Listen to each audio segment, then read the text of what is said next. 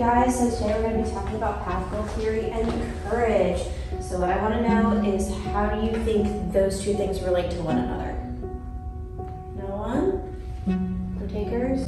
Randy? Hello? Hi. Oh. Hi. Ready? My name is Grace. Oh, shoot, Grace, Okay, what do you guys want to go there for lunch? Hey guys, hey, please don't forget, participation is about 50% of your grade, so I really do want you guys to participate more next class, and please pay more attention, okay? Have a great rest of your day, you guys. You got it, Professor. Thank you. Hey, really quick, I just want to say I'm really sorry about missing your name. It's okay. Totally no, it's not okay. Totally on me. But I did notice you were kind of sitting by yourself. I do, again, want to reiterate that participation 50% of your grade. So I don't know if you want to like move seats or maybe start making some friends, hopefully help you out in this class. I'll think about it, Professor. Okay, have a great rest of your day. You too. I hate this class.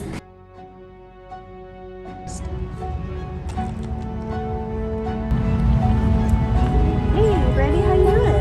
Hi, Professor. How are you? Good, how are you? You mind if I sit with you? It's fine. So, I noticed that in class you kind of don't speak up as much as you probably should. You know, participation is worth about like 50% of your grade for my class. I apologize, Professor. It's just I've been having a hard time connecting with anyone in the class at all. I totally understand that. Why haven't you like reached out at all? Because I feel like a lot of the professors that I've been with, they never had the chance to reach out to me, or they never had the time or even care. I'm sorry about that. Have you tried reaching out to other students in your class at all? Oh no, it's very scary. It's like a zoo out there. I'm actually like a zebra that's just hiding. In college, I actually struggled with it too. I ended up actually kind of being a little bit of the weird kid myself. How did you get through it, Professor? I didn't. I switched schools and, Thanks, but how do I find courage when I feel so lonely and isolated, Professor? To find courage, you have to find it within yourself. If you find it within yourself, then the judgment of other people can't really bother you that much. Because yeah, everyone does feel lonely from time to time. Lord knows I went through it, and I know that you're going through it right now. But in finding that courage and putting yourself out there, you're opening yourself up to possible connections with other people and easing that feeling of loneliness you have. I know it's not always the easiest thing, but once you do it, once you start practicing it, you can start practicing in my class. By the way, I just wanted to let you know I am announcing a group project tomorrow, so hopefully, that'll give us an opportunity to not be as weird. Thanks, Professor. You have given me a lot of things to think about. I'll definitely see you tomorrow. Of course, well, I look forward to seeing you tomorrow. Okay.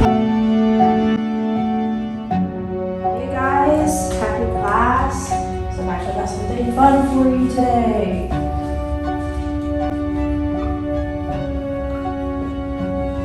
So we're starting a group project today. So what I need you to do is get into groups of about 3 or 4, solidify those groups for me, and then we'll figure out what we're going to do and we're going to topic from there. You just want to be in a group? Obviously. Alright, let's do it.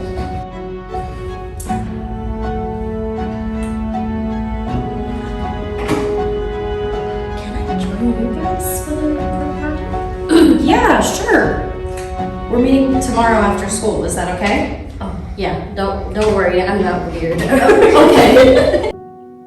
Okay, you guys. So we're talking about pathway theory and enthusiasm this time. So can someone, raise their hand, please tell me how they think these two are connected and maybe why? Anyone?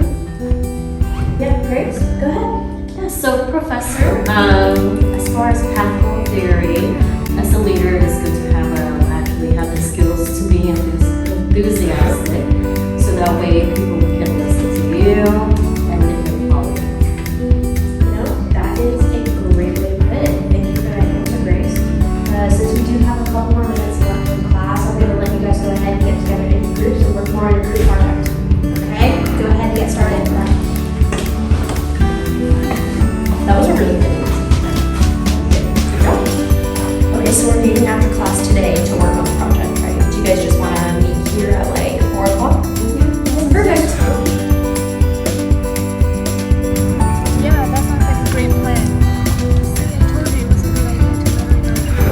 Yeah, I told you it was a good idea. See, I'm not weird. I'm just normal.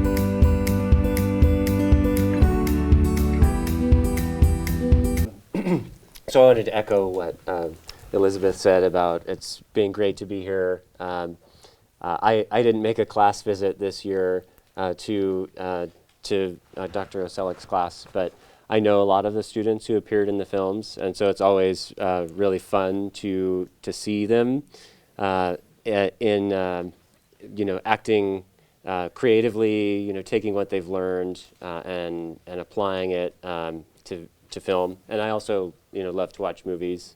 Although I have my researcher hat on for this, I'm also somebody who appreciates the aesthetics of film.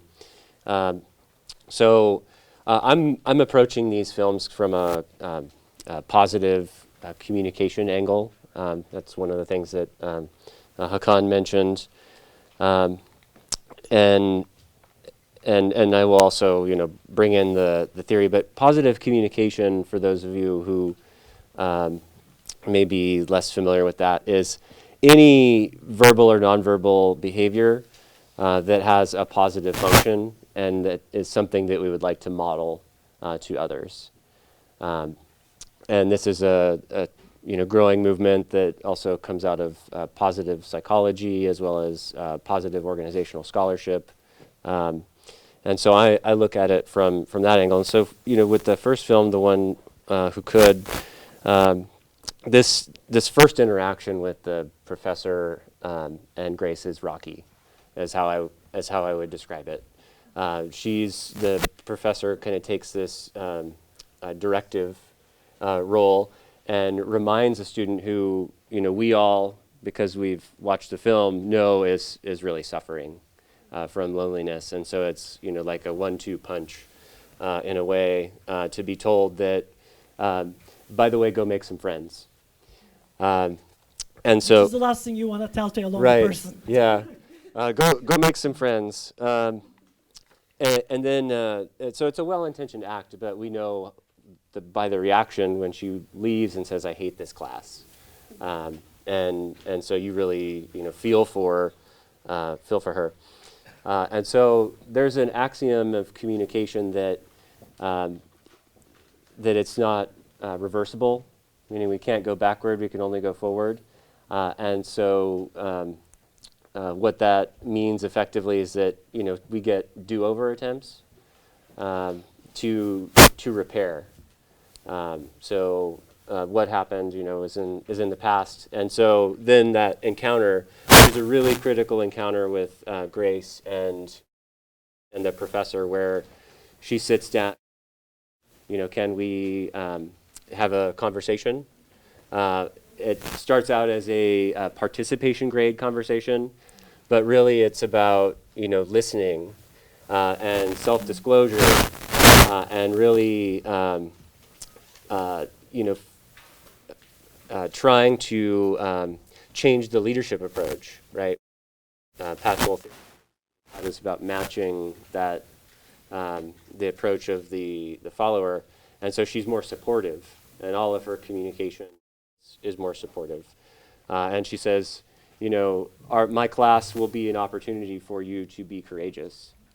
And even though it seems like it's not that big of a deal to speak up,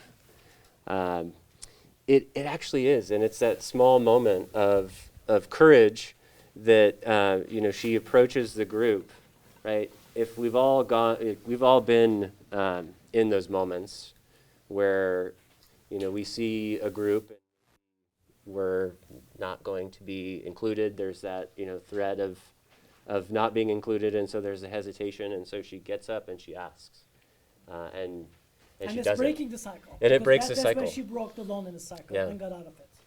Yeah. And what's also fascinating there is that, and I think in every film you'll see that, because we produce leadership theories for leaders in organizations, mostly being business.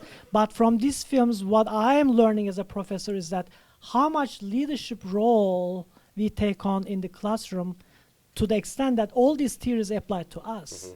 Like Pat Gold theory of leadership directly applies to classroom and classroom leadership of the professor. So I find that quite intriguing. Yeah, and there's research on nonverbal immediacy or immediacy that kind of goes along with that too. Exactly. Yeah.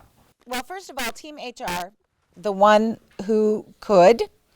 What a great use of music in your transition to tell us where we are in the story. When that needle drop happened at the top and we were still in a state of loneliness and sort of sadness and following that story.